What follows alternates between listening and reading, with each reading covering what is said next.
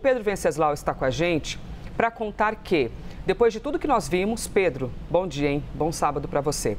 Nós vimos então essa que é chamada pelo Rio de Janeiro de mega operação, aproximadamente 2.500 homens, mais de 100 fuzis apreendidos, dezenas de pessoas que foram presas e que boa parte tinha ali também um antecedente criminal.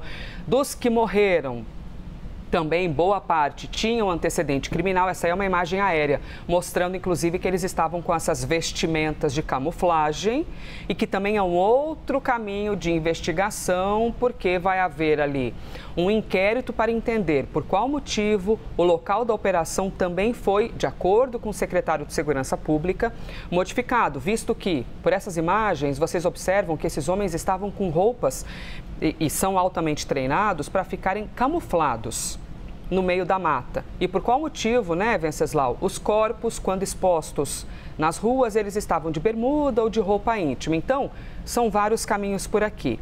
Mas vamos no quesito eficácia.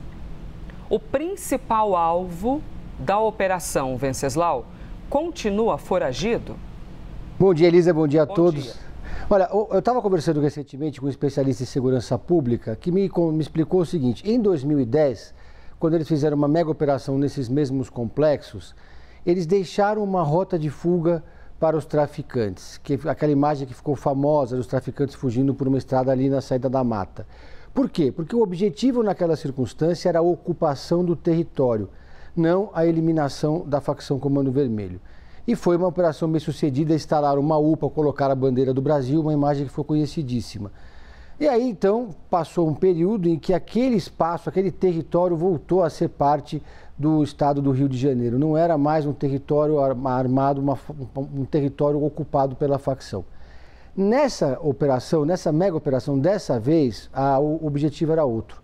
Tanto é que depois que aconteceu a operação, a polícia foi embora e o Comando Vermelho continua dentro da comunidade, pelo menos em tese, porque não houve uma ocupação do Estado. Elisa, não tem uma delegacia dentro do Complexo da Penha, nem do Complexo do Alemão. Tem mais de 300 mil pessoas morando nessas duas comunidades. Tem muitas igrejas, mas não tem uma delegacia. Bom, dito isso, o objetivo, então, era prender a cúpula do Comando Vermelho. Prender, não eliminar.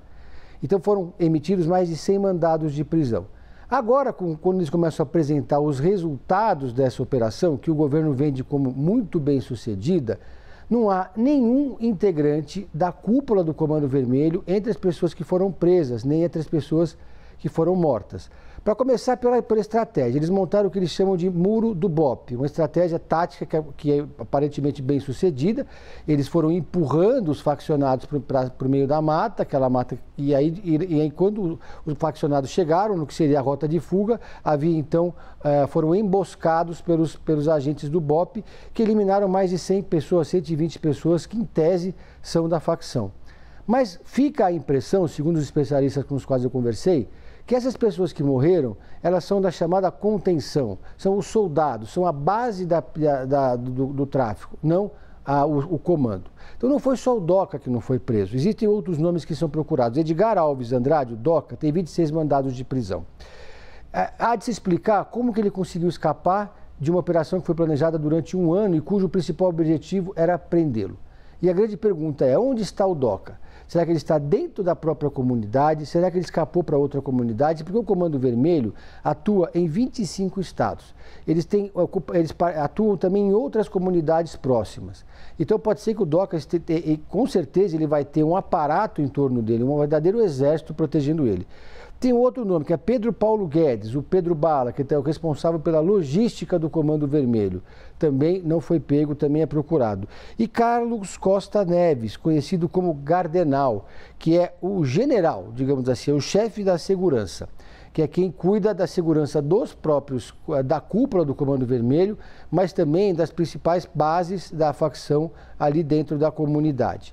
Então, essas lideranças, se elas estão soltas, elas provavelmente estão atuando ainda com outros contatos, outras pontes dentro do próprio Comando Vermelho, o que faz com que a máquina da facção continue operando.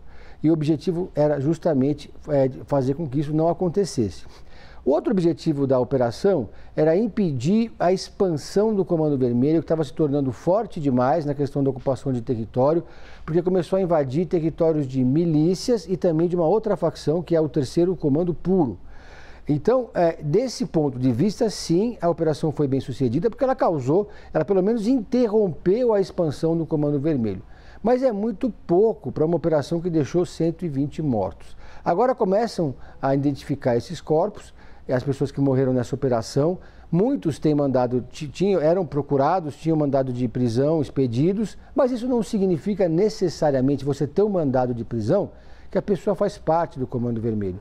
Não existe uma carteirinha, alguns podem até ter tatuagens, mas não existe uma identificação, não existe um cadastro oficial do Comando Vermelho. Essa é a dificuldade de medir realmente qual é o nível de sucesso dessa mega operação que aconteceu no Rio de Janeiro. Por isso que prender o DOCA e os outros da cúpula é fundamental para o governo poder dizer realmente que a operação foi um sucesso. Pedro Venceslau, analisando então esse cenário com a gente, Venceslau trazendo aqui o olhar em relação a toda esta operação no Rio de Janeiro e a quantidade de questionamentos, né? Porque após tudo que nós vimos, o grande questionamento é: reduziu o crime no Rio de Janeiro? Ou especificamente no Alemão ou na Penha, reduziu o crime? As pessoas terão mais sossego, um menor poderio desses grupos criminosos? São muitas questões que nós traremos aqui ao longo da programação. Pedro Venceslau, obrigada, mas já já a gente conversa de novo, tá?